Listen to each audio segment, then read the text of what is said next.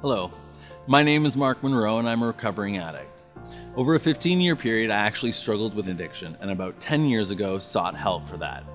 Luckily, I've been clean almost 10 years now this September.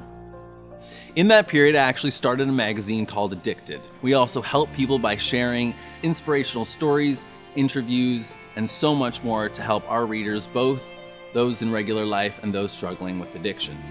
Today I'm here at the Mississauga Food Bank to sit down with Rocco, a fellow addict who's also been struggling over the years and utilize some of the same services that are offered through the Mississauga Food Bank and some of its partners. So today we're going to talk about that and so much more.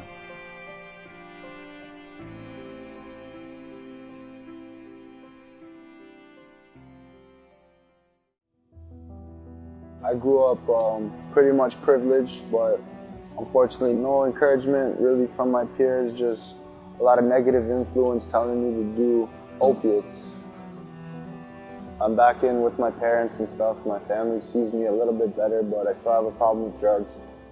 There's been a huge rise in young people that need the services, that need food, and a lot of those young people probably came from homes like us that had parents that were middle class, upper middle class, who are currently utilizing the system right now. And it was like thousands of them, both in Toronto and Mississauga and the surrounding areas. My mom suggested that I volunteer somewhere when I got released from prison. So I came here. It helps me by giving me a place to socialize, see my regular group of people. Sometimes it's a little hard to have empathy towards certain things if you haven't had a personal experience connected to it. All this suffering and pain, and I've always been a heavy drinker, and it just leads to more and more. I tried many things to get money, including stealing, panhandling, to stoop to some low, just to get by, you know?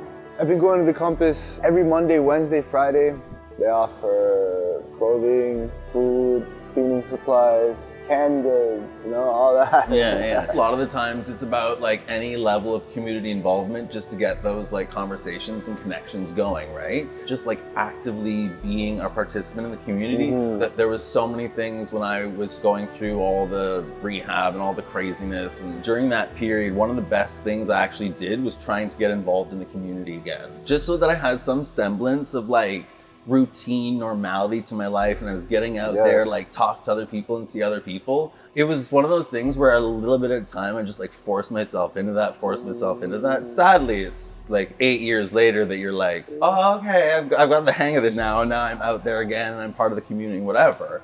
I think in the beginning I thought that changing my life was just like one decision in like a few days, and you just like wake up out of it and you're like, oh, this is all, it's literally just like little decisions, and then you wake up one day and you're like, oh, a lot has changed. Repetition. But it's from those like little things, like just one day going out and like even getting a meal from the food bank, or helping at the food bank, or, you know, and I find that with like every little thing that I do, it just makes me feel so much better, so much more connected. I get through to some people, and some people remember me, remember my face, help me out from time to time. The reality is there isn't any like perfect answer to the solution, and there isn't any perfect scenario that's in place to help everyone. But the fact is that programs like the Mississauga Food Bank are at least trying to come up with a solution to offer something to that section of people across society that need those services. It's just that things like this are where the starting point begins of trying to build something good. You know, I was lucky enough to be able to utilize those things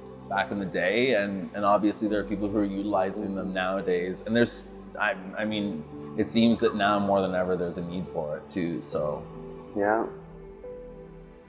Thank you to each and every one of you for watching today, for your support, for the time and energy you put into the Mississauga Food Bank and its partner programs. We wouldn't be able to do this without you, and people like me and Rocco are indebted to you and all of the help that you have given to each and every one of us. And thank you for making sure no one in Mississauga goes hungry.